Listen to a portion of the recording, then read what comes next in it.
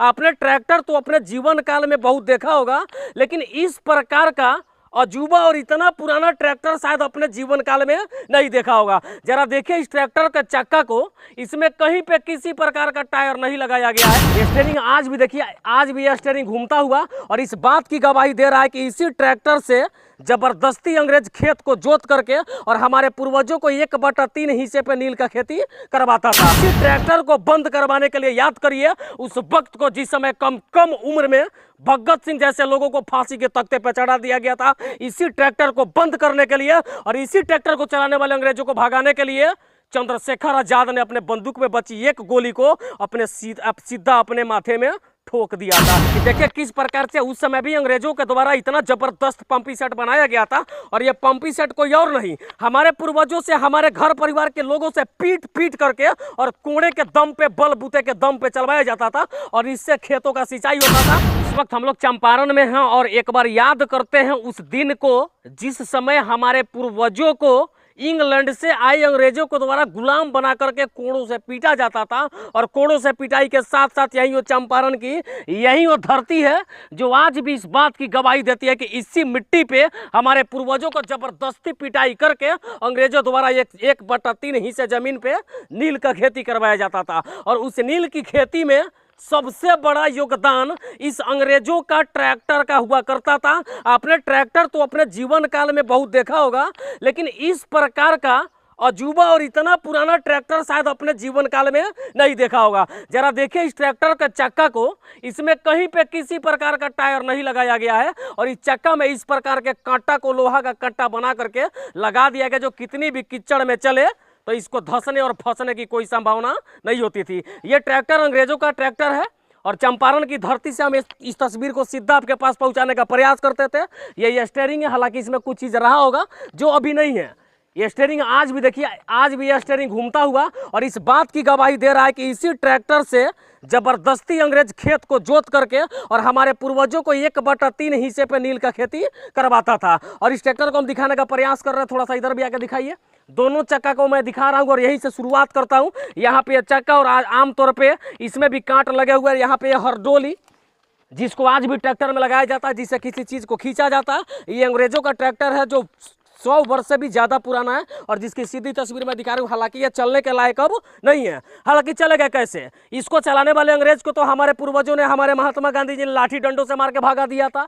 तो जिस अंग्रेज को हम भारत से खदेड़ दिए, उसका ट्रैक्टर कैसे चलेगा? कैसे चलेगा बताइए? इसी ट्रैक्टर को बंद करवाने के लिए याद करिए उस वक्त को, जिस समय कम उम्र में भगत सिंह जैसे लोगों को फांसी के तख्ते पर चढ़ा दिया गया था। इसी ट्रैक्टर को बंद करने के लिए और इसी ट्रैक्टर को चलाने वाले अंग्रेजों को भगाने के लिए चंद्रशेखर आजाद ने अपने बंदूक में बची एक गोली को अपने सीधा अपने माथे में ठोक दिया था। इस तस्वीर को याद करिए जिस समय सुखदेव, राजगुरु और भगत सिंह को एक साथ फांसी के तख्तों पे चढ़ाया गया था। ये ट्रैक्टर देख लिए। और एक और यहाँ पे अंग्रेजों का दमकल है जो पंपी सेट हुआ करता था, उससे भी सिंचाई हुआ करता था, उसको भी दिखाने के प्रयास रहेगी। आगे आइए ट्रैक्टर के बाद उस पंपी सेट को दिखाते हैं। और सामने वही पंपी सेट जिसका जिक्र हम आपसे कर रहे थे कुछ सेकंड पहले। इस पंपी सेट को दिखाने की हमारी प्रयास है कि देखिए किस प्रकार से उस समय भी अंग्रेजों के द्वारा इतना जबरदस्त पंपी सेट बनाया गया था।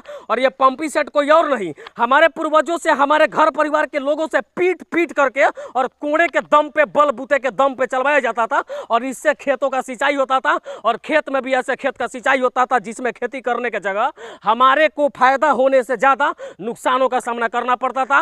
वही नील की खेती जिसके लिए इस सिंचाई करने के लिए इस मशीन का प्रयोग होता था। और यह मशीन भी कोई और नहीं, अंग्रेज कुर्सी पर बैठ के पैर डोलाते हुए हमारे पूर्वजों से करवाते थे, जिसकी सीधी तस्वीर में आपको दिखाने का प्रयास करता हूं। आपको याद होगा यही वो नील का खेती है जिसके उत्पादन करने से इस मिट्टी की उर्वरा शक्ति तो गई ही गई और साथ में किसानों को भी फायदा होने के जगह कई गुना घाटा हुआ करता था। और घाटा होने के बाद जब अंग्रेजों से सवाल पूछा जाता था तो उन्हीं किसानों को जोर जबरदस्ती पीटा जाता था। कुछ माँ बहनों को इज्जत पे भी सवाल खड़ा कर दिया जाता था और उस समय लोग चुपचाप अपनी सारी हानि को बर्दाश्त करते हुए इन सारी चीज़ों को झेलते थे। तमाम यहाँ पे ये कोठियाँ हैं जिसको साफ तौर पे देखिए। अब हम उस बंजर जमीन पे चलेंगे जहाँ पे नीलों का खेती होता था और अंग्रेज नील का खेती करवाते थे। और बाकी आप हमारे साथ वीडियो में बने रहिएगा। एक यहाँ पे चाचा है जो हमें मिल गए और यहाँ इस जगह के बारे में ज़्यादा अनुभव इनका है और इस जगह के बारे में ज़्यादा चीज़ों की जानकारी इनके है। अंग्रेज जो नील उत्पादन करवाते थे उस नील को कहाँ रखते थे, कैसे रखते थे, किस प्रकार से रखते थे, उसका गोदाम कहाँ था, उसको कहाँ से कहाँ लाया जाता था, उसको दिखाने का हम प्रयास करते हैं। आप हमारे वीडियो में बने रहिए, हम चाचा से बात करते हैं। अच्छा, क्या नाम है चाचा आपका? बंसीधर दुबे। अच्छा, इस जगह के बारे में तो ज़्यादा अनुभव आपका होगा। हाँ। अच्छा, नील के खेती के समय क्या क्या गोदाम कहाँ था, क्या हम लोगों का था। अच्छा। सबसे पहले हम लोग अंग्रेज जाने लगा ना, तो और 4000 में गिरवी था पूरा फॉर नील का खेती होता था, गोदाम था। अच्छा, तो जब जरपेस्की हम लोग नहीं मैंने ये छोड़ा है, तो ये बाद में अंग्रेज लोग दे दिए पूजे थी सुगौली मिल वाले लोग को। अच्छा, 4000 में जमीन आपका जरपेस्की रखा गया था अंग्रेज लोग के हाथ में, और छोड़ा नहीं पाया तो ये का किया पोजीशन लिख दिया सुगौली मिल वाले लोग। अच्छा, उनके हाथ, उनका अंडर में जमीन को दे दिया। 70 और अंग्रेज के बेसी उन्हीं लोगों का इस पर। अच्छा, तो अभी ये जमीन किसके कब्जा में, आपके कब्जा में या मिल वालों के कब्जा में? मिल वाले के शुरू से। और आप लोग का इस पे जो ये देखिए गोदाम सब, ये गोदाम है। हाँ, ये नील का सब होता था। तो ये सब गोदाम नील का इधर है।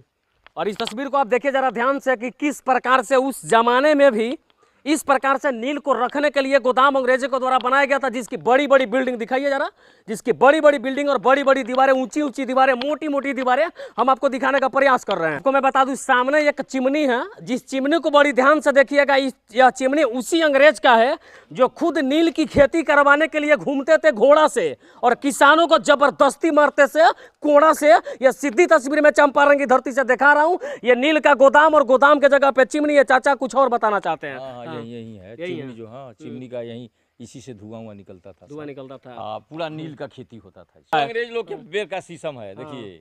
हाँ, अंग्रेज लोग जब थे ना, उसी समय का ये सब पेड़ है, अभी काट कर रखा गया। और काफी पुराना पेड़ है, जिसको भी साफ तौर पर वीडियो में आप देखिए, जिस प्रकार से इस पेड़ के बारे में बताया जा रहा है कि अंग्रेजों के समय का ये पेड़ था। और इसकी सीधी तस्वीर देख के आपका विचार क्या कहता है, कमेंट बॉक्स में विचार बताइए। और अब तक आपको मैंने चिमनी दिखा दिया, जहां से नील के खेती के बाद गोदाम में नील को रखा जाता था, वहां से धुआं निकलने के लिए बनाया गया था। और सामने वो चिमनी है, और यहाँ पे एक हौद टाइप का, जिसको टंकी टाइप का बनाया गया था, और टंकी टाइप का बना करके नीलों को इसी में डाल दिया जाता था। और डालने के बाद जरा आके दिखाइए, इन तस्वीर को मैं दिखाने का प्रयास कर रहा हूँ। ये जितने भी सारे गड्ढा टाइप का, पोखर टाइप का बने हुए तस्वीर आप देख रहे हैं, ये नील को रखने के लिए हौद बना हुआ था, गड्ढा टाइप का बना हुआ था, इसी में नीलों को रखा जाता था।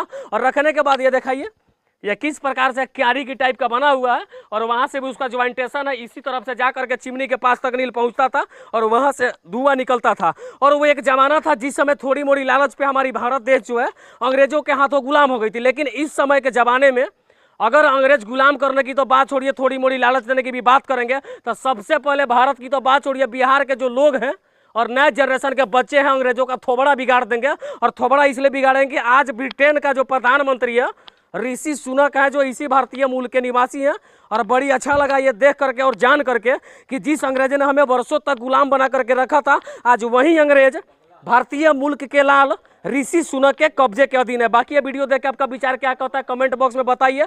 बाकी अंग्रेजों का पूरा काला करतूत दिखाते हुए चंपारण की इस धरती से मैं संजीत कुशवाहा, जय हिंद।